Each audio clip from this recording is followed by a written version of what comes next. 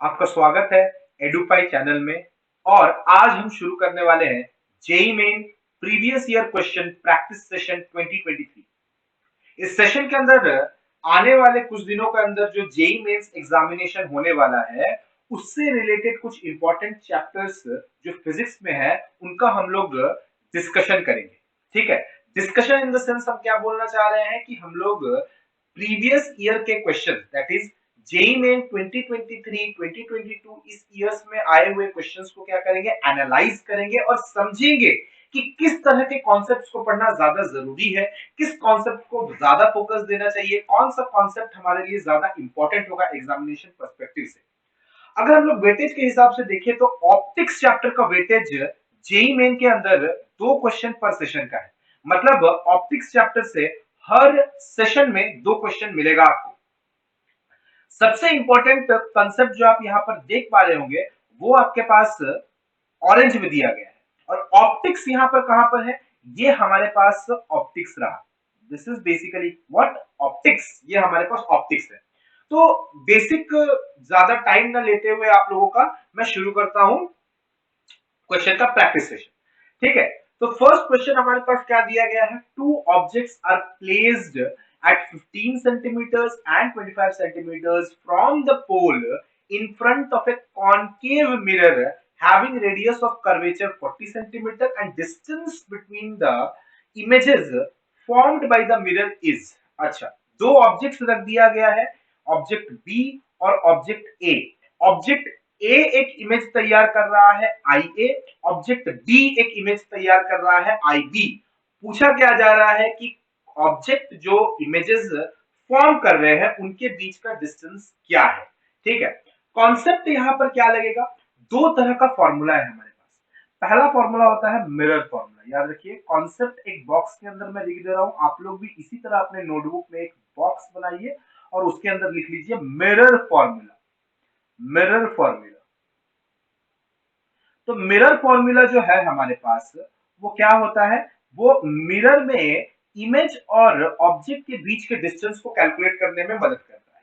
तो मिरर और object distance के बीच का हमारे पास या फिर सकते हैं इमेज या ऑब्जेक्ट डिस्टेंस के बीच का हमारे पास रिलेशन क्या है, 1/u plus 1/v is equal to 1/f। 1/u plus 1/v is equal to क्या होता है हमारे पास, 1/f। और साइन कन्वेंशन ये याद रखिए, साइन कन्वेंशन ये याद रखिए कि कॉनकेव मिरर के लिए, किसी भी कॉनकेव मिरर के लिए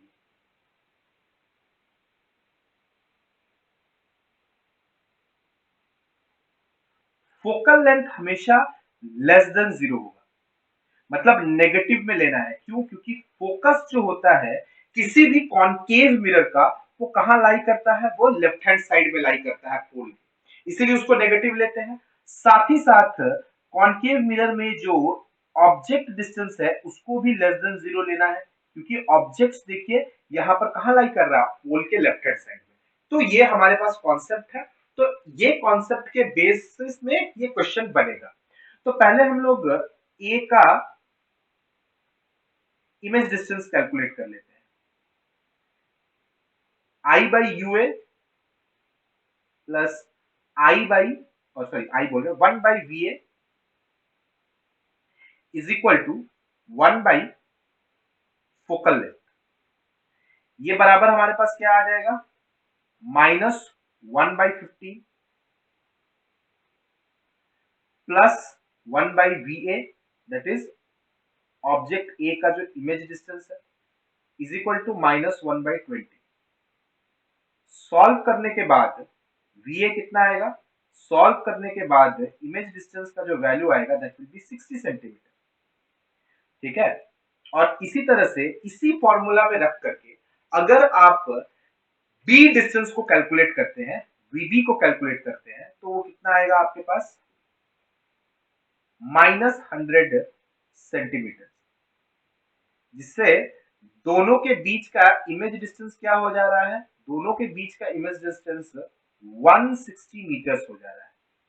दोनों के बीच का इमेज डिस्टेंस कितना हो जा रहा है हमारे पास, 160 मीटर्स हो जा रहा है। क्लियर। तो ये कॉन्सेप्ट के ऊपर बेस्ड हमारे पास क्वेश्चन था, बहुत ही इजी, नेक्स्ट चलते हैं नेक्स्ट क्वेश्चन पे। हमारे पास n पोलराइजिंग शीट्स है, ठीक है, और इनको कैसे अरेंज किया गया है, हर एक पोलराइजिंग शीट दूसरे पोलराइजिंग शीट के साथ 45 डिग्री का एंगल बना रहा है, और एक आई इंटेंसिटी के लाइट को इन अरेंजमेंट से पास किया गया और आउटपुट कितना मिला, I/64 का आउटपुट मिला। तो पूछा जा रहा है कि यहाँ पर n जो है नंबर ऑफ पोलराइजिंग शीट्स कितना होगा। याद रखिए, अगर आपके पास पोलराइजर पे कोई भी कॉन्सेप्ट पे क्वेश्चन आया, पोलराइजर में किसी भी कॉन्सेप्ट पे क्वेश्चन आया, तो आपको वहां पे यूज करना है मैलस लॉ। याद रखिएगा, you have to use their Malus law.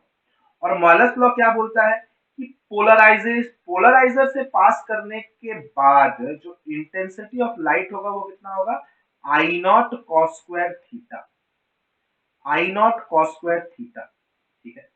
और अगर हमारा polariser theta equals to 45 degree हर बार बना रहा है for each and every polarisation, अगर थीटा 45 डिग्री बन रहा है, दैट इज पोलराइजर का एंगल 45 डिग्री बन रहा है, तो n पोलराइजेशंस के बाद, n पोलराइजेशंस के बाद जो in आएगा, that is nth intensity, nth polarisation के बाद जो इंटेंसिटी आएगा, that will be I not by 2 to the power of n। इस फॉर्मूला को याद रखिएगा। तो डायरेक्ट अगर हम लोग इस फॉर्मूला का इस्तेमाल करें तो 1/64 इज इक्वल टू कितना आएगा हमारे पास, I/2 to the power n। अब i और i कैंसल आउट हो गया, तो 2 to the power of n equals to क्या आ जाएगा हमारे पास, 64 आ जाएगा, जिससे हमारे पास n का जो वैल्यू है वो कितना आ जाएगा, n का जो वैल्यू है वो सॉरी 6 आएगा, सॉरी 6 आएगा, ठीक है। n का जो वैल्यू है वो कितना आएगा, 6 आएगा, क्योंकि सबको पता रहना चाहिए कि 64 का मतलब क्या हो जाता है, 2 टू द पावर ऑफ 6। तो अगर हम लोग कंपैरिजन करें तो n का वैल्यू कितना आना चाहिए, 6। अच्छा, यहां पर बहुत बच्चों को कंफ्यूजन होगा, सर आप डायरेक्ट इस फॉर्मूला को कैसे लिख सकते हैं। तो डायरेक्ट इस फॉर्मूला को हम लोग इस तरह से लिख सकते हैं कि फर्स्ट पोलराइजेशन के समय, फर्स्ट पोलराइजेशन के समय, ठीक है, फर्स्ट पोलराइजेशन के समय जब थीटा को हम लोग 45 डिग्री लेंगे, तो थीटा इक्वल टू कितना होगा हमारे पास, 45 डिग्रीज होगा, तो इंटेंसिटी आई कितना आएगा, I is equals to I naught cos square 45 degree, और सबको को पता है कॉस 45 मतलब 1/√2, और 1/√2 का स्क्वायर करेंगे तो आई नॉट बाई 2 आएगा। तो पहला पोलराइजेशन में कितना बन रहा है हमारे पास, आई नॉट बाई 2 आ रहा है। उसी तरह से सेकंड पोलराइजेशन पे चलते हैं। अगर सेकंड टाइम पोलराइजेशन हो रहा है तो हमारे पास क्या होगा, सेकंड पोलराइजेशन पे थीटा जो है अपने पास, that will be equal to again 45 degree. मतलब हर बार याद रखना बाबू, चेंज नहीं करना चाहिए, ये जो पोलराइजर का एंगल है वो चेंज नहीं करना चाहिए, हर बार उसको 45 होना पड़ेगा, तब जाके हम लोग क्या बोल सकते हैं, आई इज इक्वल टू जो नया वाला आएगा वो क्या हो जाएगा, आई, या फिर हम लोग इसको बोलते हैं I2 जो होगा, that will be I cos square 45। क्यों, क्योंकि इस पोलराइजर, पहला पोलराइजर से निकलने वाला जो लाइट होगा वही जाकर के इंसिडेंट होगा सेकंड पोलराइजर पे, सेकंड वाला निकलने के बाद थर्ड पे इंसिडेंट होगा, थर्ड से निकलने के बाद फोर्थ वाले पे इंसिडेंट होगा, फोर्थ से निकलने के बाद फिफ्थ वाले पे, फिफ्थ वाले से निकलने के बाद सिक्स्थ वाले से, मतलब इस तरह से सीरीज में लाइट एंटर और एग्जिट करता रहेगा पोलराइजर से, ठीक है। इसीलिए हमारे पास क्या होगा, कंसेक्यूटिवली हर बार पोलराइजेशन के बाद जो इंटेंसिटी होगा वो दूसरे वाले पोलराइजर में क्या होगा, इनिशियल इंटेंसिटी के हिसाब में यूज होगा। तो यहां पर फिर से क्या हो जाएगा, आई कॉस स्क्वायर 45 डिग्री, जिससे हमारे पास आंसर क्या आ जाएगा, आई नॉट बाई 2 जो कि पहले से था, इंटू हाफ, जिससे हमारे पास सेकेंड पोलराइजेशन के बाद कितना आएगा intensity, I not by 2 to the power 2। तो तुम ही लोग बताओ कि nth पोलराइजेशन के बाद कितना आएगा, nth पोलराइजेशन अगर हो रहा है तो कितना आएगा हमारे पास, अगर सेम nth पोलराइजेशन के समय थीटा 45 डिग्री रहे और कंजिक्यूटिवली n टाइम्स पोलराइजेशन होता रहे तो In जो आएगा वो कितना हो जाएगा, I by 2 to the power n, I by 2 to the power n हो जाएगा, I by 2 to the power n हो जाएगा। समझ आ गया, I by 2 to the power n हो जाएगा। नेक्स्ट, माइक्रोस्कोप का एक क्वेश्चन दिया गया है, ठीक है, टेंशन नहीं लेना है, माइक्रोस्कोप यहां पर दिया गया है पर माइक्रोस्कोप से रिलेटेड कंसेप्ट नहीं है, कंसेप्ट कुछ और है, चलिए देखते हैं। A microscope is focused on an object at the bottom of a bucket. If the liquid with refractive index 5 by 3 is poured inside it, the bucket, the microscope has to be raised 30 centimeter to focus the object again. The height of the liquid is the in the bucket is, तो liquid का height पूछा गया है। Concept यहां पर है shifting का, shift का कॉन्सेप्ट है, तो याद रखना हम लोग शिफ्ट को कैसे लेते हैं, एस, और s इक्वल्स टू क्या बन जाएगा हमारे पास, d into 1 minus 1 by mu, ठीक है, 1 बाई म्यू। अगर हमारे पास रिफ्रैक्शन कैसे हो रहा है, एयर एयर टू मीडियम हो रहा है, एयर से कोई लाइट रे क्या कर रहा है, मीडियम में एंटर कर रहा है, तब हम लोग क्या लेंगे, तब हम लोग यहाँ पर ये फॉर्मूला का यूज करेंगे। और जब हमारे पास एयर से एंटरिंग नहीं होगा, किसी और मीडियम से एंटर करेगा, मान लीजिए कि हम लोग इस पूरे अरेंजमेंट को लेकर के एक वाटर फिल्ड टैंक में डाल दें और फिर इस एक्सपेरिमेंट को करें, तब हमारे पास एक डिफरेंस आ जाएगा, क्योंकि अब एयर से एंटरिंग लाइट रे नहीं होगा, लाइट रे पहले वाटर में एंटर करेगा, फिर वाटर से कहां एंटर करेगा, उस लिक्विड में एंटर करेगा, तो तब हमारे पास फॉर्मूला क्या हो जाएगा, 1 by mu S, that is surrounding medium का रिफ्रैक्टिव इंडेक्स बाई मीडियम का रिफ्रैक्टिव इंडेक्स, ठीक है, मतलब अरेंजमेंट जिसके अंदर है और उस अरेंजमेंट को सराउंड करता हुआ जो मीडियम है उसका रिफ्रैक्टिव इंडेक्स। तब हम लोग क्या करेंगे, सराउंडिंग का रिफ्रैक्टिव, मतलब क्या हो रहा है, सराउंडिंग से, सराउंडिंग मीडियम से कहां एंटर कर रहा है, किसी और मीडियम में जब एंटर कर रहा है, तब इस फॉर्मूला का इस्तेमाल करेंगे। और S तो आप लोग को पता ही होगा, S हमारे पास क्या लिया जा रहा है, S हमारे पास लिया जा रहा है शिफ्ट को, S किसको लिया जा रहा है, शिफ्ट को लिया जा रहा है, जबकि हमारे पास D किसको लिया जा रहा है, D हमारे पास हाइट को लिया जा रहा है, ठीक है, D हमारे पास किसको लिया जा रहा है, हाइट को लिया जा रहा है, ठीक है। अब अगर हम लोग यहां पर देखें, अब अगर हम लोग यहां पर देखें तो हमारे पास शिफ्ट कितना का आ रहा है, देखो 30 सेंटीमीटर क्या करना पड़ा, उसको रेज करना पड़ा, मतलब ऊपर ले जाना पड़ा माइक्रोस्कोप को, मतलब शिफ्टिंग कितना का हुआ है, 30 सेंटीमीटर का शिफ्ट आया है, सो 30 हम लोग शिफ्ट को लेंगे। अब हाइट तो पता नहीं है लिक्विड का कितना है, तो डी हमारे पास अननोन है, और सिंस एयर टू लिक्विड जा रहा है तो हम लोग फॉर्मूला यही वाला लेंगे, 1 माइनस 1 बाई म्यू, तो म्यू हमारे पास कितना दिया गया है क्वेश्चन के अंदर, 5 बाई 3 है रिफ्रैक्टिव इंडेक्स, तो अब डी यहां से कैलकुलेट करने पे कितना आ जाएगा, 30 इंटू 5 बाई 2, तो आंसर हमारे पास कितना आ जाएगा, 75 सेंटीमीटर हाइट है किसका, लिक्विड का बकेट के अंदर, 75 सेंटीमीटर हाइट में प्रेजेंट है लिक्विड के अंदर, मतलब बकेट के अंदर लिक्विड। क्लियर, बहुत ही आसान क्वेश्चन, शिफ्ट का फॉर्मूला याद रख लीजिए, काम बन जाएगा, ठीक है। नेक्स्ट आते हैं, टू पोलराइड, फिर से पोलराइड, मतलब same concept, same concept as question number 2, polaroid शब्द जहां आ गया मतलब वहां माइनस लॉ लगेगा, सेम एज क्वेश्चन 2, क्वेश्चन 2 में जो कंसेप्ट यूज हुआ था उसी तरह का क्वेश्चन है यहाँ पर। Two polarides A and B are placed in such a way that the axis, path axis actually of the polaride are perpendicular to each other। मतलब क्या है, मतलब मान लीजिए कि अगर ये एक्सिस है,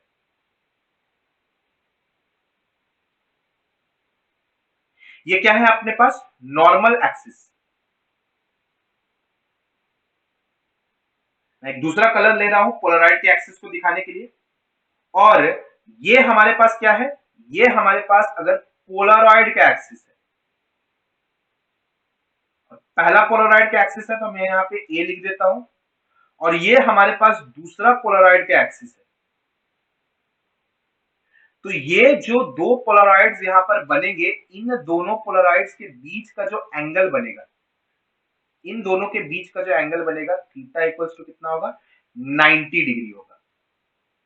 ठीक है, अब क्या बोल रहा है क्वेश्चन देखो, now a polaroid C is placed between A and B, A और बी के बीच में किसी सी पोलराइड को प्लेस किया जा रहा है जो कि उनके बीच के एंगल को बाइसेक्ट कर रहा है, मतलब थीटा को क्या कर रहा है, दो पार्ट में डिवाइड कर रहा है। तो थीटा बाई 2 करो, थीटा बाई 2 करने से कितना आएगा हमारे पास, 45 डिग्री, 45 डिग्रीज आएगा। ठीक है, और 45 डिग्रीज आने का मतलब क्या है, हमारे पास दूसरा पोलराइड जो है, ठीक है, उसका जो एंगल बन रहा है एक्सिस के साथ वो कितना है, वो 45 डिग्रीज है। ठीक है, तो ये पोलराइड सी है। समझ में आ गया बात, इस तरह से पोलराइज रखा गया है। सर पर आप ले कैसे रहे एंगल को, ठीक है, एंगल हम लोग इस स्ट्रेट एक्सिस के रेस्पेक्ट में ये कर रहे हैं, कैलकुलेट कर रहे हैं इस स्ट्रेट एक्सिस, इस स्ट्रेट एक्सिस पे। तो यहाँ पर याद रखना जो पोलराइड एंगल होगा वो कितना होगा, 0 डिग्री होगा। यहाँ पर पोलराइड एंगल कितना होगा, 0 डिग्री। इस सेम अगर हम लोग यहाँ पर ले, यहाँ पर अगर हम लोग लेते हैं तो यहाँ पर पोलराइड एंगल कितना होगा, देखो यहाँ पर जो पोलराइड एंगल बनेगा थीटा, वो कितना हो जाएगा हमारे पास, 45 डिग्री हो जाएगा। सिमिलरली अगर हम लोग यहाँ पर देखें तो देखो इन दोनों पोलराइड्स के बीच में कितना बन रहा है, 90 डिग्री बन रहा है। पर इन दो ए बी और सी के बीच का एंगल कितना है, ए और बी के बीच में एंगल, तो अब ए और सी के बीच में एंगल तो हम लोगों ने देख लिया, थीटा इक्वल्स टू, या बोल देते हैं थीटा डैश इक्वल्स टू कितना होगा, 45 डिग्री। और बी, फिर सी और बी के बीच में एंगल कितना है, थीटा इक्वल्स टू, मतलब थीटा डैश इक्वल्स टू फिर से 45 डिग्री। मतलब बेसिकली ये याद रखना कि हमारे पास दो पोलराइड्स के बीच का जो एंगल डिफरेंस है उसको यूज किया जाएगा कॉस स्क्वायर थीटा में। तो पहले जो फर्स्ट पोलराइजेशन होगा उसमें क्या आएगा, इंटेंसिटी में कोई चेंज नहीं आएगा। ठीक है, तो हमारे पास intensity I is equals to क्या होगा, इन, या फिर इसको I डैश ले लेते हैं जो कि क्या होगा, I cos स्क्वायर 0 डिग्री। क्यों, क्योंकि पहले में देखो पोलराइड एंगल मैंने क्या बताया, 0 डिग्री है। तो जो इंटेंसिटी से एंटर करता है लाइट उसी इंटेंसिटी में रह जाता है, जो इंटेंसिटी से एंटर करता है लाइट वही रह जाता है। इसी तरह से अगर हम लोग सेकंड मीडियम, मतलब सेकंड पोलराइजेशन का बात करते हैं, तो सेकंड पोलराइजेशन के समय हम लोग ले लेते हैं इसको आई डबल डैश। तो आई डबल डैश क्या हो जाएगा, उससे पास जो कर रहा है वो कितना है, यहां से जो लाइट पास किया, मान लो इस पोलराइजर से जो लाइट पास किया वो आई इंटेंसिटी का था। अब जो नेक्स्ट सी पोलराइजर से पास करेगा वो भी तो सेम इंटेंसिटी का है, आई। तो हम लोग क्या यूज करेंगे, आई कॉस स्क्वायर 45 डिग्री, आई कॉस स्क्वायर 45 डिग्री, जिससे हमारे पास क्या आ जाएगा, आई बाई 2। तो सेकंड पोलराइजेशन पे क्या हो जाएगा, आई बाई 2। अब यहां से जो लाइट निकला, सी से जो लाइट निकला, अब वो किस में एंटर करेगा, बी। और सी से जो लाइट निकला उसका पोलराइजेशन कितना, मतलब उसका जो इंटेंसिटी था वो क्या था, आई बाई 2। मतलब थर्ड पोलराइजेशन के समय, ड्यूरिंग थर्ड पोलराइजेशन के समय यहां पर क्या हो गया हमारे पास, I triple dash, I triple dash जो आया वो कितना के बराबर हो गया, I by 2 cos square 45 degree. क्योंकि फिर से एंगल क्या था, सी और बी के बीच में, मैंने पहले ही बता दिया, थीटा डैश डबल डैश ले लो इसको, या फिर थीटा डैश लेना गलत हो जाएगा, थीटा डबल डैश ले लो। तो यहाँ पे फिर से कॉस स्क्वायर 45 डिग्री आएगा हमारे पास। तो आंसर हमारे पास क्या आ जाएगा, आई बाई 4। तो जो पोलराइजर से लाइट निकल रहा है वो कितना इंटेंसिटी बना रहा है, आई बाई 4 बना रहा है। वो कितना बना रहा है, आई बाई 4 बना रहा है। क्लियर, इसी चीज को हम लोग एक याद रखना, अगर पहले पोलराइजेशन का angle theta equal to 0 degree रहेगा तो आप आई एन को क्या लिख सकते हैं, एन एफ को क्या लिख सकते हैं, 1 by 2 to the power n minus 1 by 2 to the, या फिर I not by 2 to the power n minus 1। इस फॉर्मूला को भी यूज कर सकते हैं कब, when first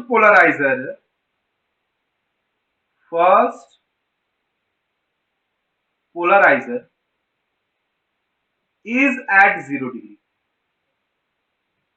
is at 0 degree। अगर 0 डिग्री पे हुआ तो। क्लियर? चलिए नेक्स्ट पे मूव ऑन करते हैं।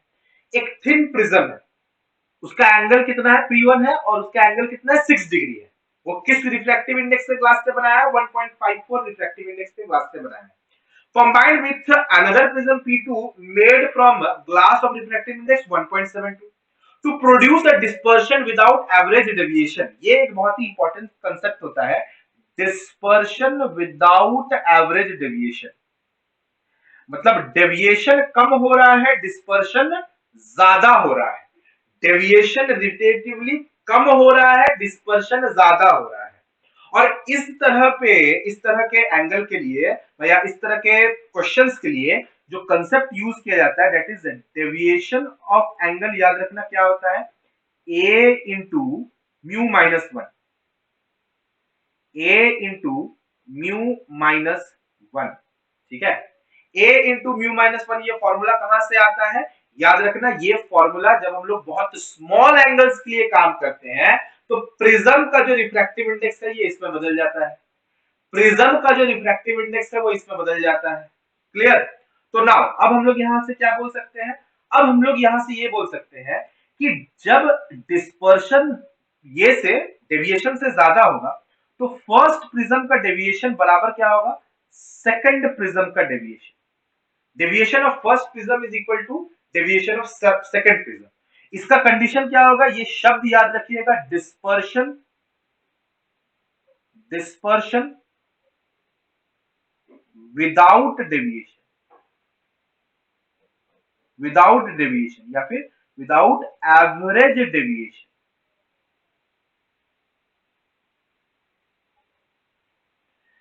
डिस्पर्शन विदाउट एवरेज डेविएशन अगर हुआ तो डेल्टा वन बराबर क्या हो जाएगा, डेल्टा टू हो जाएगा। अब यहां पर देखना, डेल्टा वन हम लोग क्या लिख सकते हैं, डेल्टा वन हो जाएगा पहला प्रिज्म का angle of prism that is 6 degree into उसका refractive index 1.54 minus 1 that is 6 degree into 0.54 और डेल्टा टू जो आएगा सेकंड प्रिज्म का जो डेविएशन आएगा वो क्या आ जाएगा, एंगल ऑफ प्रिज्म तो अननोन है तो इसको a मान लेते हैं, इनटू उसका रिफ्रैक्टिव इंडेक्स 1.72 माइनस 1, तो हमारे पास क्या आ जाएगा, a इंटू 0.72। अब इस कंडीशन के लिए डिस्पर्शन विदाउट एवरेज डेविएशन के लिए हम लोगों ने पढ़ा डेल्टा वन जो होगा वो डेल्टा टू के बराबर हो जाएगा। सो अगर डेल्टा वन डेल्टा टू के बराबर है तो कितना आएगा हमारे पास आंसर, याद रखना a का वैल्यू कैलकुलेट करने पे तुमको 4.5 डिग्रीज मिल जाएगा। ठीक है, एंगल ऑफ प्रिज्म कितना आएगा, 4.5 डिग्रीज। क्लियर? नेक्स्ट क्वेश्चन पे मूव ऑन करते हैं। पावर का क्वेश्चन है, ठीक है, पावर का क्वेश्चन है तो याद रखना इफेक्टिव पावर कैसे खोजते हैं। इफेक्टिव पावर हम लोग इस तरह से खोजते हैं कि 1/P effective is equal to 1/P1 plus 1/P2। Clear? इस तरह से हम लोग इफेक्टिव पावर को खोजते हैं। ठीक है, ये हमारे पास इफेक्टिव पावर को खोजने का तरीका होता है। तो यहां से P इफेक्टिव निकाल कर जरा बताओ तो P इफेक्टिव क्या होगा, P effective will be P1 that is 2 into minus 1 P1 P2 P1 into P2 2 into minus 1 by P1 plus P2 तो P1 plus of minus 1 तो आंसर कितना आ जाएगा हमारे पास माइनस टू डायोप्टर। और एक फॉर्मूला जो याद रखना है कि power is equal to 1 by focal length, power is equal to 1 by focal length. तो पावर अगर 1 बाई फोकल लेंथ होगा तो यहाँ का फोकल लेंथ कितना आएगा, माइनस हाफ या माइनस 1/2 मीटर्स आ जाएगा क्या फोकल लेंथ। और 1/2 मीटर का मतलब क्या होता है, 50 सेंटीमीटर होता है। तो हमारे पास फोकल लेंथ कितना आएगा, नेगेटिव में 50 centimetre. So this will be only the least distance of vision for a person. एक पर्सन के लिए लीस्ट डिस्टेंस ऑफ विजन क्या होगा हमारे पास, -50 centimetre. Next, next, Young's double slit experiment, बहुत इंपॉर्टेंट कंसेप्ट है, हर बार क्वेश्चन आता है, हर बार क्वेश्चन आता है, ठीक है। तो यंग्स डबल स्लिट एक्सपेरिमेंट करके अंदर क्या पूछ रहा है, देखो, यंग्स डबल स्लिट एक्सपेरिमेंट में दो स्लिट्स लिया गया है जिनको क्रिएट किया गया है, जिस लाइट का वेवलेंथ क्या है, 800 nanometre. The line joining A1 P, A1 से P को ज्वाइनिंग लाइन, P कौन सा है इस इमेज में, तो ये याद रखना P है हमारे पास, ठीक है। The line joining A1P is perpendicular to A1A2। A1A2 क्या है, ये वाला है, इसका मतलब AP1 लाइन और A1A2 आपस में कितना डिग्री फॉर्म कर रहा है, 90 डिग्री फॉर्म कर रहा है, क्लियर। अब यहां पर क्या बोला जा रहा है, the first minimum is detected at P, okay, the value of slit separation A will be, ठीक है। तो स्लिट सेपरेशन पूछ रहा है कितना होगा। कंसेप्ट याद एक रखना है कि हमारे पास यहां पर पाथ डिफरेंस आता है, और ये जो पाथ डिफरेंस डेल्टा एक्स है वो कितना के बराबर होता है, एन लैम्डा के बराबर होता है। जब हमारे पास क्या होता है, जब हमारे पास ब्राइट फॉर्मेशन होता है, ब्राइट फ्रिंज का, ठीक है, मतलब एक इल्यूमिनेटेड रीजन का जब हमारे पास ये आता है, ठीक है, पॉइंट आता है, ब्राइट फ्रिंज का फॉर्मेशन होता है जब डेल्टा एक्स बराबर क्या होता है, हमारे पास एन लैम्डा होता है। और यही delta x 2n plus 1 lambda के बराबर होता है, कब, यही वाला 2n plus 1 lambda, sorry lambda by 2 actually के बराबर होता है, जब हमारे पास क्या होता है, एक डार्क फ्रिंज का फॉर्मेशन होता है, जब हमारे पास क्या होता है, एक डार्क फ्रिंज का फॉर्मेशन होता है, ठीक है। और जो हमारे पास ये होता है, पार्ट डिफरेंस होता है, उसका एक फॉर्मूला आता है हमारे पास, डेल्टा एक्स, याद रखना, delta x is equal to A sine of theta, A sine of theta. अब ये थीटा कहां आ, थीटा ये वाला एंगल है, थीटा ये वाला एंगल है, ठीक है। और साइन थीटा को में थीटा को स्मॉल एज्यूम करके हम उसको सिमिलर टू टैन थीटा पकड़ते हैं, जहां से फॉर्मूला क्या आ जाता है हमारे पास, A into Y by capital D, A into Y by capital D. अब डेल्टा एक्स बराबर एन लैम्डा रख के हम लोग वाई जो फ्रिंज पोजीशन है उसको निकाल सकते हैं, याद रखना इस बात को, फ्रिंज पोजीशन को हम लोग यहां से कैलकुलेट कर सकते हैं। तो यहां पर क्या बोला है कि the value of A will be, तो कंडीशनली यहां पर थीटा 90 डिग्री दे दिया गया, तो पहले मैं पाथ डिफरेंस निकाल लेता हूं, ये डी है ये ए है, तो पता चल जाएगा A1 हमारे पास कितना होगा, A1P हमारे पास कितना होगा, A1P हमारे पास हो जाएगा D, और A2P हम लोग कहां से लिख पाएंगे, पाइथागोरस थ्योरम का एप्लीकेशन करके लिख पाएंगे, that is under root of D square plus A square. Pythagoras theorem का यूज करके हम लोग इसको क्या लिख सकते हैं, D square plus A square, Pythagoras theorem का यूज किया और मैंने लिखा इसको D square plus A square. अब सिंस हमारे पास फर्स्ट मिनिमम बन रहा है, क्या बन रहा है, फर्स्ट मिनिमम, मतलब n इक्वल टू 0 यूज करो फर्स्ट मिनिमम के लिए, n इक्वल टू 0, जैसे फर्स्ट ब्राइट फ्रिंज के लिए क्या यूज करते हैं, n इक्वल टू 0, तो पार्ट डिफरेंस 0 हो जाता है। उसी तरह से फर्स्ट डार्क फ्रिंज में n इक्वल टू 0 रखो तो क्या आएगा, लैम्डा बाई 2, तो A2P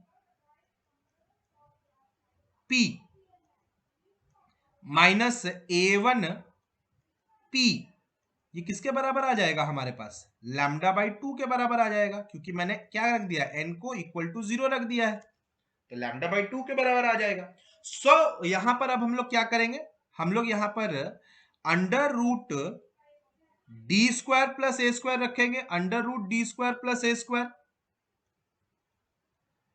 माइनस डी, और ये बराबर हम लोग क्या हो जाएगा, लैम्डा बाई 2 हो जाएगा।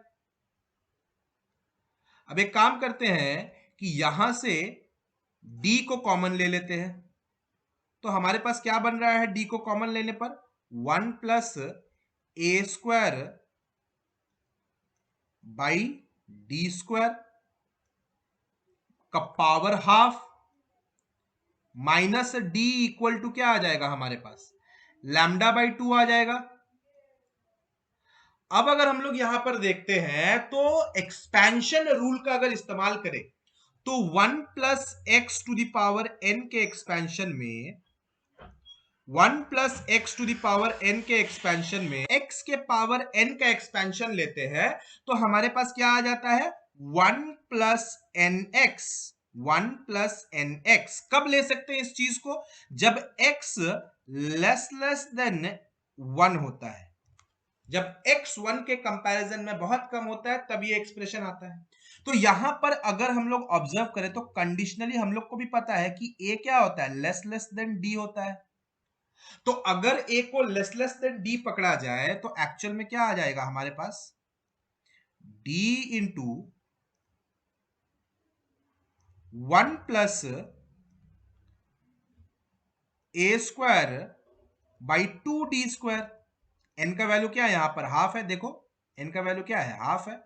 माइनस d इक्वल टू क्या आएगा, लैम्डा बाई 2। लैम्डा बाई 2 मतलब क्या होता है, 400 नैनोमीटर, सॉरी 400 नैनोमीटर्स। सो यहां से कैलकुलेट करने पर ए स्क्वायर बाई क्या आएगा, ए स्क्वायर बाई 2d, क्योंकि d और d क्या हो जाएगा, सब्ट्रैक्ट हो जाएगा। A square by 2d equals to 400। अब d कितना दिया गया है, d हमारे पास, अच्छा नैनोमीटर्स दिया गया है तो यहां पर 10 टू द पावर -9 हो जाएगा। और d का वैल्यू यहां पर कितना दिया गया है, 5 सेंटीमीटर्स दिया गया है। कितना दिया गया है, 5 सेंटीमीटर्स दिया गया है। तो हमारे पास ए स्क्वायर बराबर क्या आ जाएगा, A square will be equal to 400 into 10 to the power -9 into 5 into 2 into 10 to the power -2। ठीक है, तो कितना आएगा हमारे पास, a बराबर हो जाएगा root under of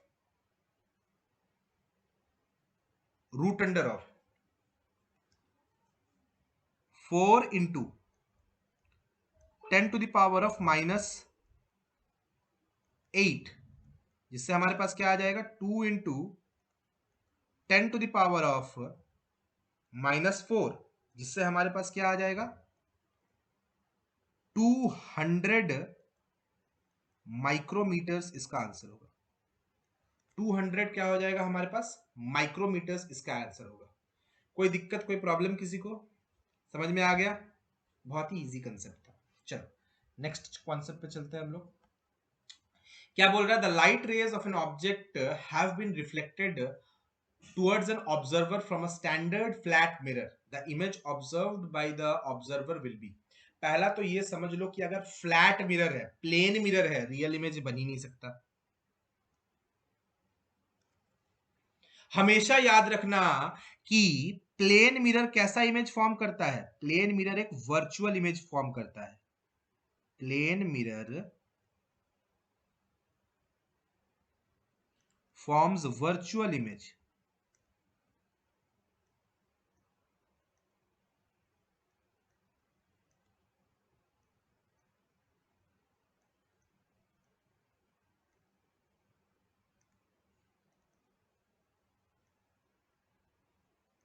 plane mirror क्या करता है, वर्चुअल इमेज फॉर्म करता है। इरेक्ट होता है, इरेक्ट होता है, बिल्कुल इरेक्ट होता है। इरेक्ट मतलब सीधा, ठीक है। Smaller in size than the object, नहीं, ये भी गलत है।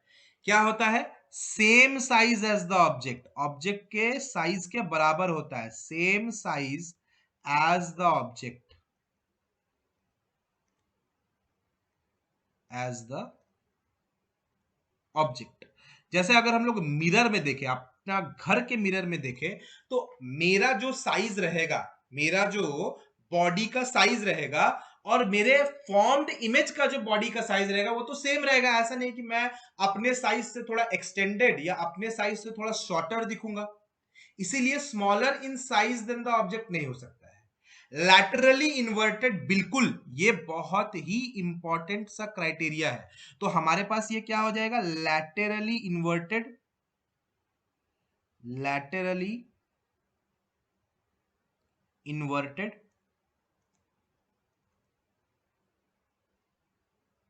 होगा, और साथ में इरेक्ट भी जोड़ लो, ठीक है, तो टोटल कितना पॉइंट्स करेक्ट होना चाहिए? 2 points, erect and laterally inverted. तो देखो कितना इजी क्वेश्चन आ रहा है, you don't have to mess around with the questions, मतलब क्वेश्चंस तुमको ज्यादा डिफिकल्टी नहीं पहुंचा रहा है, क्वेश्चंस का कॉन्सेप्ट कोर पता होने से ही हम लोग का क्वेश्चंस बन जा रहा है, तो दिक्कत क्या है? ठीक है, और मैंने अभी तक जितना भी क्वेश्चन पढ़ाया वो किस कॉन्सेप्ट से बन रहा है, वो कितना इंपॉर्टेंट है, उसमें क्या है नहीं है, मैंने सब डाल दिया है तुम लोगों को। ठीक है, अब यहां पर नेक्स्ट आ जाते हैं, फिर से एक YDSC का सवाल, बहुत प्यारा सवाल है, देख लेते हैं इसको। The position of fifth bright fringe, पांचवें ब्राइट फ्रिंज का, याद रखना मैंने ब्राइट फ्रिंज के लिए क्या सिखाया, याद रखना इस फॉर्मूला को, YN, YN मतलब nth ब्राइट फ्रिंज का फॉर्मूला क्या हो जाता है, N lambda capital D by small d। ठीक है, N क्या होता है, फ्रिंज का नंबर, लैम्डा क्या होता है, wavelength of the light, D क्या होता है, distance between the slit, small sorry distance between the screen and the slit, screen and the slit, और स्मॉल d क्या होता है, distance between the slit. Okay, इसी तरह से ये तो हमारे पास ब्राइट के लिए हो गया, याद रखना B लिख दिया मतलब ये ब्राइट के लिए हो गया। ठीक है, अब अगर हम लोग यही चीज y nth खोजे डार्क के लिए, तो क्या आ जाएगा हमारे पास, 2n + 1 lambda capital D by 2 into small d, ये किसके लिए हो जाएगा, डार्क के लिए हो जाएगा। तो चलो बहुत ही अच्छा है, आसानी से हो जाएगा क्योंकि यहां पर ब्राइट पूछा गया है।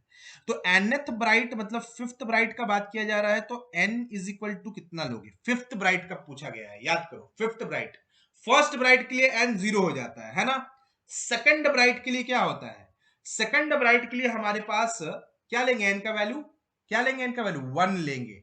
ठीक है, सेकंड ब्राइट के लिए याद रखना 1 लेंगे n का वैल्यू, मतलब n-1 यूज कर रहे हैं, तो यहां पर n का वैल्यू कितना हो जाएगा, 4 हो जाएगा फिफ्थ ब्राइट फ्रिंज के लिए।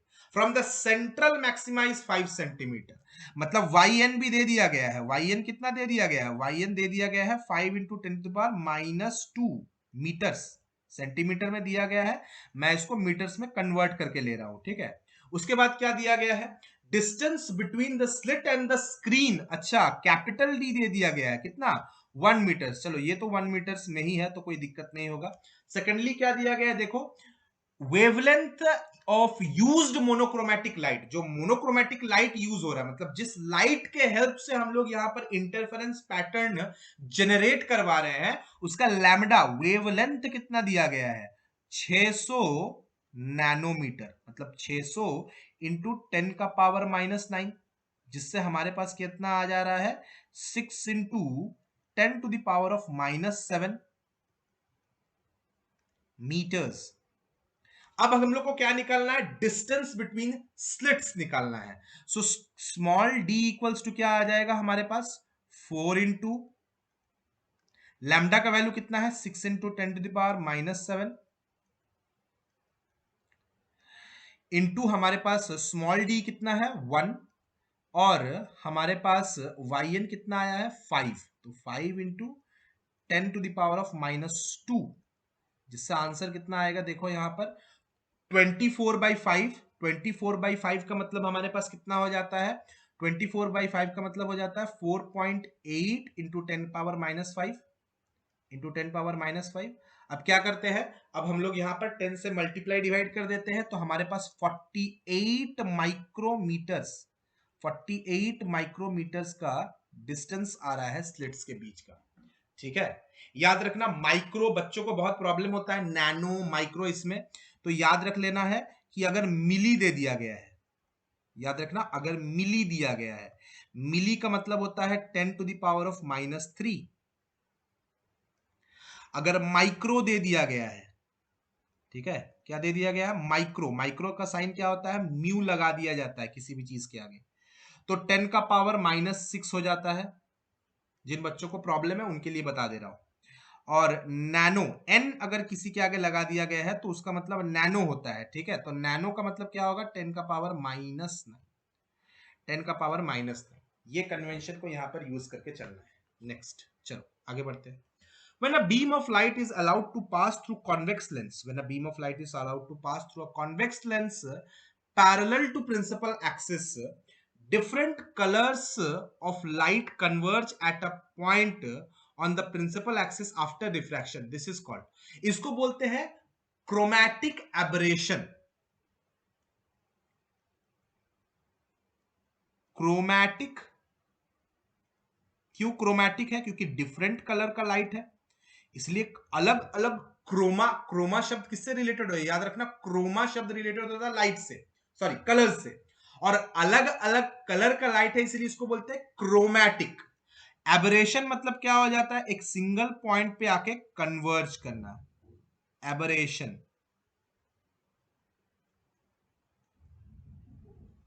ठीक है, मतलब क्या है? ये अगर हम लोग के पास मान लो एक लेंस है,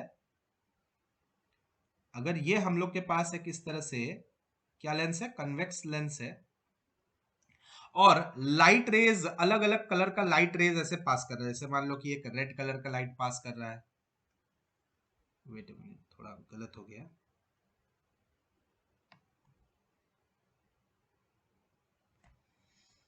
एक रेड कलर का लाइट पास कर रहा है मान लो, ठीक है, उसके बाद एक येलो कलर का लाइट पास कर रहा है मान लो, उसके बाद एक ग्रीन कलर का लाइट पास कर रहा है मान लो, ठीक है, और उसके बाद एक ब्लू कलर का लाइट पास कर रहा है मान लो,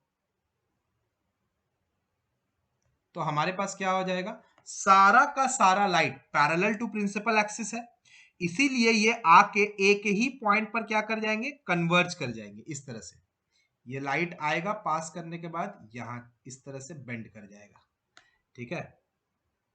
ये दूसरा येलो कलर का लाइट आएगा, आने के बाद इस तरह से यहां पर हल्का सा बेंड कर जाएगा, ठीक है। ये ग्रीन कलर का लाइट यहां पर आएगा और आने के बाद क्या करेगा? हल्का सा बेंड कर जाएगा, ठीक है। उसके बाद ये ब्लू कलर का लाइट जो है वो आएगा और आने के बाद हल्का सा बेंड कर जाएगा, तो इसी को हम लोग क्या बोलते हैं? क्रोमैटिक एब्रेशन बोल देते हैं, याद रखना, इसी चीज को हम लोग क्रोमैटिक एब्रेशन बोल देते हैं। यही चीज हम लोग के पास शो करने का कोशिश किया गया, this is only the thing which is required और दिस इज आस्क्ड फॉर, ठीक है। लेंस, यहाँ पर ये लेंस है, कौन सा लेंस है? कॉन्वेक्स लेंस है, तो याद रखना ये जो है हमारे पास कॉन्वेक्स लेंस, याद रखना, जिन बच्चों को पता नहीं है उनके लिए लिख दे रहा हूं, कॉन्वेक्स लेंस जो होगा, कॉन्वेक्स लेंस ये क्या करता है? कन्वर्ज करता है, याद रखना, कॉन्वेक्स लेंस कन्वर्जेस, ठीक है। कॉन्वेक्स लेंस क्या करता है? कन्वर्ज करता है। और कॉनकेव लेंस अगर हम लोग ले लेते हैं, अगर कॉनकेव लेंस अगर ले लेते हैं तो हमारे पास क्या होगा? कॉनकेव लेंस क्या करेगा?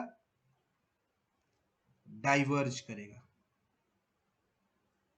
ठीक है। ये याद रखना, छोटा छोटा क्वेश्चन है, याद रह जाएगा, आई होप सो। चलो नेक्स्ट चलते हैं, नेक्स्ट क्वेश्चन पे। नेक्स्ट ये बहुत ही इंपॉर्टेंट कंसेप्ट है, ब्रूवेस्टर का कंसेप्ट। ब्रूवेस्टर का कंसेप्ट ज्यादा तो पढ़ाया नहीं जाता है, पर याद रखना बहुत जरूरी है। ब्रूवेस्टर क्या बोलता है कि एक लाइट का पोलराइजेशन रिफ्रैक्शन से भी हो सकता है, रिफ्रैक्ट करने से भी एक लाइट पोलराइज कर सकता है, अगर इंसिडेंट एंगल और रिफ्रैक्टिव एंगल को इस तरह से पुट किया गया है कि दोनों का सम कितना आ रहा है? 90 डिग्री आ रहा है, दोनों का सम 90 डिग्री आ रहा है। आई प्लस आर अगर 90 डिग्री है तो हमारे पास क्या पूछा जा रहा है? क्या होगा हमारे पास यहां पर? Polarisation of the light, polarisation of light,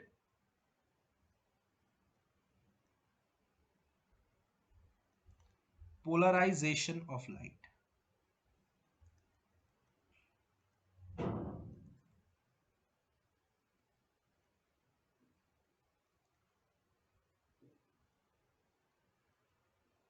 इसी को बोलते हैं पोलराइजेशन ऑफ लाइट। अब मान लो कि I प्लस आर जो है हमारे पास, I प्लस आर क्या है हमारे पास? I प्लस आर क्या है? 90 डिग्री दिया गया है।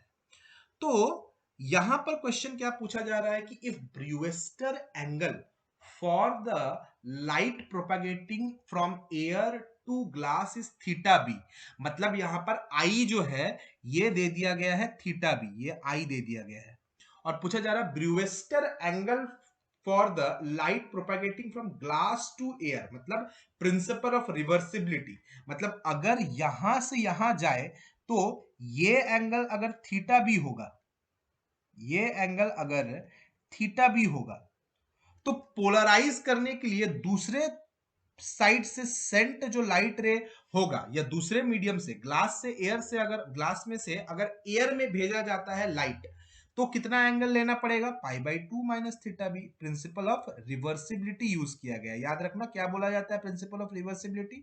अगर एयर से ग्लास में कोई लाइट रे जा रहा है और एक सर्टेन पाथ को फॉलो कर रहा है, एयर से लाइट में अगर कोई, सॉरी, एयर से ग्लास में अगर कोई लाइट रे जा रहा है एक सर्टेन पाथ को फॉलो कर रहा है, तो ग्लास से एयर में आते वक्त भी क्या करेगा, सेम पाथ को फॉलो करेगा। तुम सोचो अगर ये जा रहा है तो इंसिडेंट एंगल थीटा बी और refractive angle pi by 2 minus theta B बना रहा है पोलराइजेशन के लिए।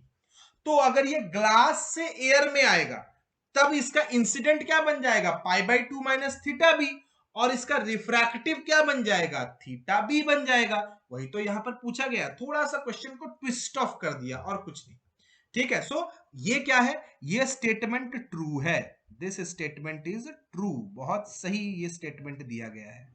नेक्स्ट क्या बोल रहा है, Brewster angle for light propagating from glass to air is tan inverse mu g, where mu g is the refractive index of glass. बहुत सही है भैया।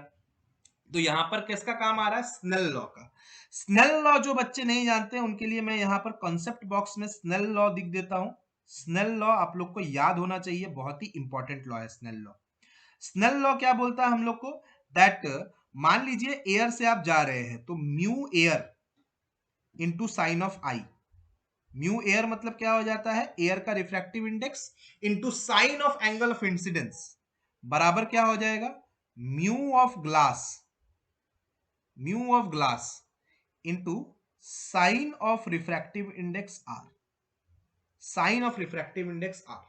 अब इसी फॉर्मूला का हम लोग यहां पर यूज करेंगे, तो क्या लिखेंगे, म्यू और एयर सबको पता है क्या हो जाता है 1 into sine of angle of incidence. तो अभी हमने पढ़ा कि एंगल ऑफ इंसिडेंस कितना दिया गया है, थीटा बी दिया गया है। ये बराबर हमारे पास क्या हो जाएगा, म्यू जी, जो कि हमारे पास क्या है, ग्लास का रिफ्रैक्टिव इंडेक्स है, इंटू साइन ऑफ हमारे पास क्या हो जाएगा, रिफ्रैक्टिव एंगल जो है वो कितना होता है, pi by 2 minus theta B,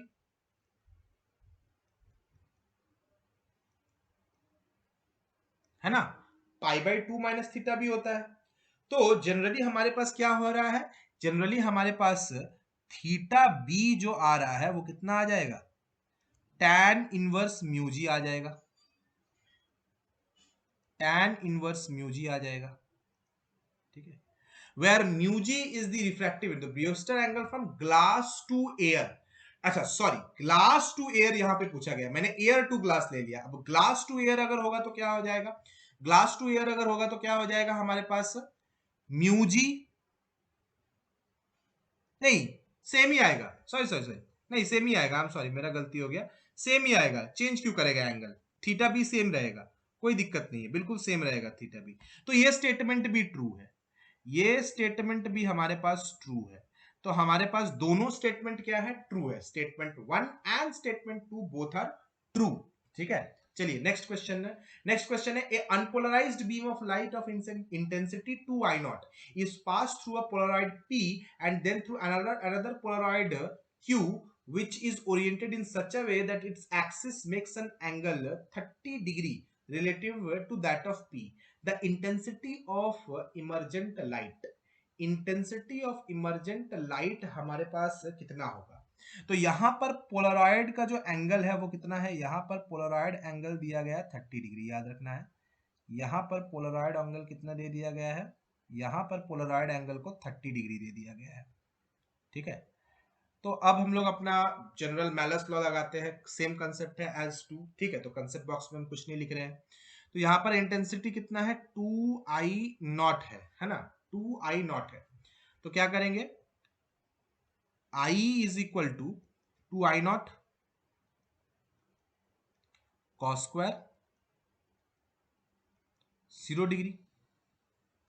तो ये अपने पास क्या है, फर्स्ट जो एमिटेड लाइट है, फर्स्ट पोलराइड से जो एमिटेड लाइट है उसका इंटेंसिटी होगा, जिससे आंसर क्या आ जाएगा, I1 is equals to 2 I0, I1 is equals to 2 I0। अब सेकंड जो लाइट जो सेकंड पोलराइड से एमिट हो रहा है उसमें क्या आ जाएगा, I1 cos स्क्वायर 30 डिग्री, जिससे आंसर हमारे पास क्या आ जाएगा, जिससे आंसर हमारे पास क्या आ जाएगा, 2 I0 cos square 30 degree. 30 degree का मतलब कितना होता है, √3/2, और √3/2 का स्क्वायर करेंगे तो 2 I0 इंटू 3/4, तो आंसर कितना आ जाएगा हमारे पास, 3 I0/2, 3 I0/2 हमारे पास आंसर होगा, 3 I0/2।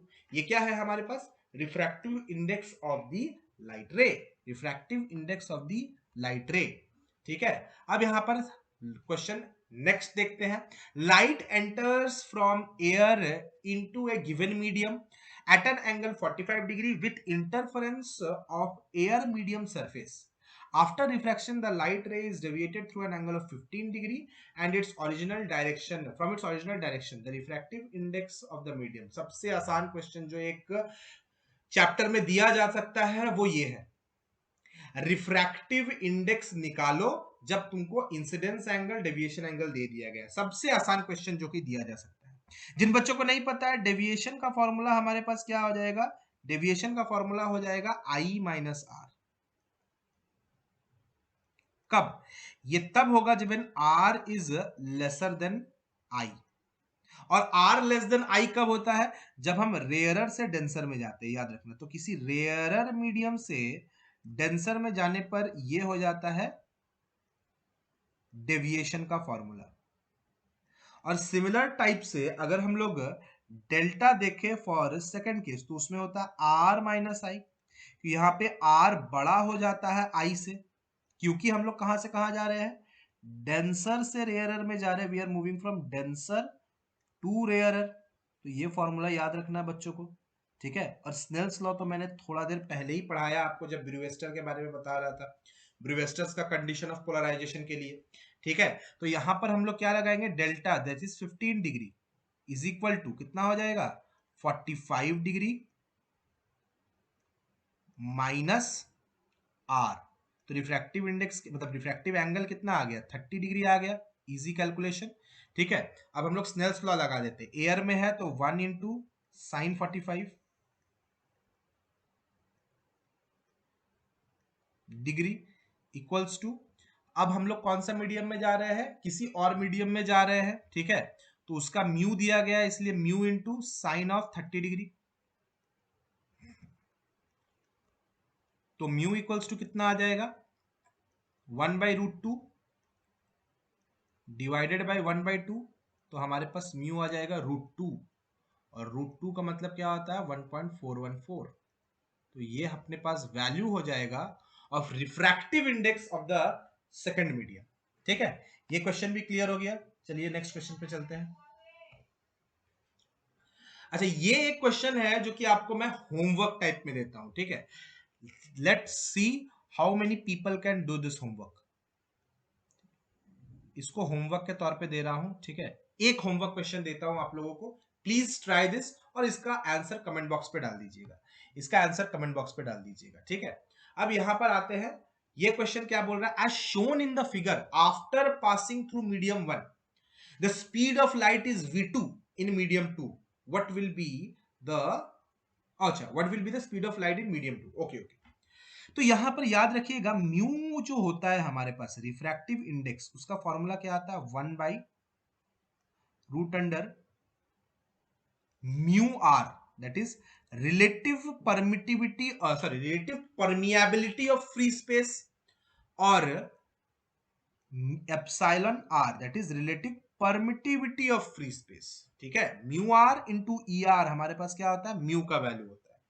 तो mu are into E R कितना हो जाएगा हमारे पास, म्यू इक्वल्स टू यहां पर आ जाएगा 1/2, देखिए कैलकुलेट करके आपको ये मिलेगा। और यहां पर म्यू क्या आ जाएगा, 1/3। तो अगर एयर से डायरेक्ट मीडियम 2 में जा रहा है लाइट, तो हमारे पास क्या आना चाहिए वैल्यू, C/V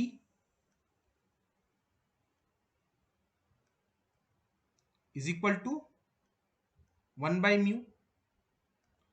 तो v इज इक्वल टू क्या हो जाएगा, c इंटू म्यू। तो फॉर्मूला क्या होगा हमारे पास, c, actually wait a minute, कुछ गलती है, सॉरी, मिस्टेक, यहाँ पर गलती हो गया है, ठीक है गाइस, यहाँ पर गलती हो गया है। तो यहाँ पर मैं थोड़ा सा एक फॉर्मूला में चेंज लाना चाहता हूँ। यहाँ पर म्यू का जो वैल्यू होता है वो होता है root under mu are into epsilon R. Sorry, यहाँ पर म्यू का वैल्यू क्या हो जाएगा 2, और यहाँ पर म्यू का वैल्यू हो जाएगा μ1 जो आएगा वो हो जाएगा 2, और μ2 जो आएगा वो हो जाएगा 3। तो यहाँ से अगर देखें तो v बाई सी का जो वैल्यू है वो आता है 1/μ। तो v का अगर सिर्फ वैल्यू खोजना चाहे तो वो आएगा c/μ, और c बाई कौन सा μ2, क्योंकि हम लोग सेकंड मीडियम में जा रहे हैं, और वेलोसिटी क्या हो जाएगा v2। तो यहाँ पे आंसर आ जाएगा 3 इंटू 10⁻8/3। तो आंसर क्या आ जाएगा हमारे पास 1 into 10⁻8, that is 10⁸ metres per second. ये लाइट का वेलोसिटी होगा। नेक्स्ट क्वेश्चन क्या है हमारे पास, two coherent sources of light interfere. दो कोहेरेंट सोर्सेज है लाइट का जो कि इंटरफेयर कर रहे हैं। The intensity ratio of two sources is 1:4 for this interference pattern if maximum value of I maximum plus I minimum slash I maximum minus I minimum is equal to 2 alpha plus 1 by beta plus 3, then alpha by beta will be okay। चलिए, तो इसका concept देख लेते हैं। I maximum जो होगा हमारे पास, याद रखिएगा I maximum का एक्सप्रेशन क्या होगा, I maximum का एक्सप्रेशन होगा हमारे पास root under of I1 plus root under of I2 whole square,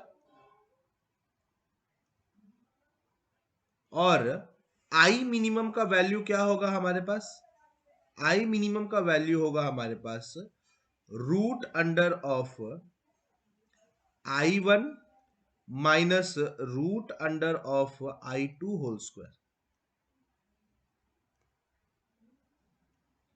अब इन दोनों को अगर ऐड किया जाए, I मैक्सिमम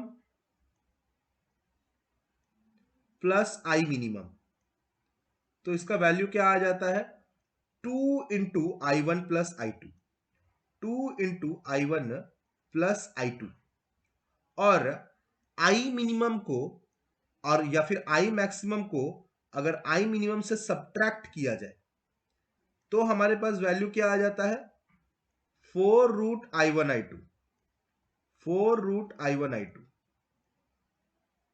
अब अगर हम इन दोनों एक्सप्रेशंस को आपस में क्या करें, डिवाइड करें, that is I minimum plus I maximum by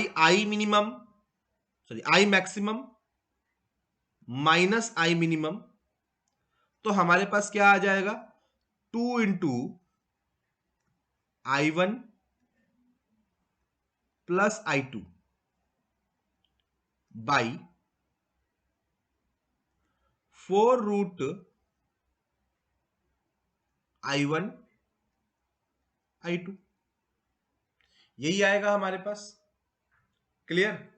अब अगर हम I1 को 1 कंसिडर कर दे अकॉर्डिंग टू रेशियो, और I2 को 4 कंसिडर कर ले अकॉर्डिंग टू द रेशियो, तो हमारे पास क्या आएगा value 2 into I1 plus I2 कितना आ जाएगा 5 by 4 into root under 1 into 4। तो अब हमारे पास वैल्यू क्या आएगा 2 इंटू 5 बाई 4 इंटू 2, तो आंसर आ जाएगा हमारे पास 5 बाई 4, और जो कि किसके बराबर है alpha 2 alpha plus 1 by beta plus 3। तो एक काम करो, 2 अल्फा प्लस 1 को इक्वल टू 5 करो। तो अल्फा का वैल्यू यहां पे सॉल्व करने पे 2 आएगा, और बीटा प्लस 3 को 4 के बराबर करो। तो यहां से सॉल्व करने के बाद बीटा बराबर 1 आएगा। तो अल्फा बाई बीटा का वैल्यू कितना आ जाएगा हमारे पास? 2/1। So alpha by beta will be equal to 2। ठीक है, तो आज यहीं पे डिस्कशन को एंड करते हैं। ये लास्ट क्वेश्चन था सेशन का। आई होप सो जितना क्वेश्चंस मैंने करवाया आपको समझ में आया। Keep on revising the concepts, these small concepts will help you in examination. छोटे छोटे कंसेप्ट्स को अगर आप अच्छे से मेमोराइज कर लेंगे तो फिजिक्स पेपर जिस तरह का मेंस का पैटर्न शो कर रहा है, उसमें आपको आसानी से फॉर्मूला बेस्ड क्वेश्चन पे इजीली 15 से 13 क्वेश्चंस या 13 से 15 क्वेश्चंस मिल जाएंगे। That means you can score a high marks in physics if you move like this in physics. अगर आप इस तरह के स्ट्रेटेजी को फॉलो करके फिजिक्स में जाते हैं तो बहुत अच्छा मार्क्स आएगा। Okay, thank you. सेशन आज यही पे एंड।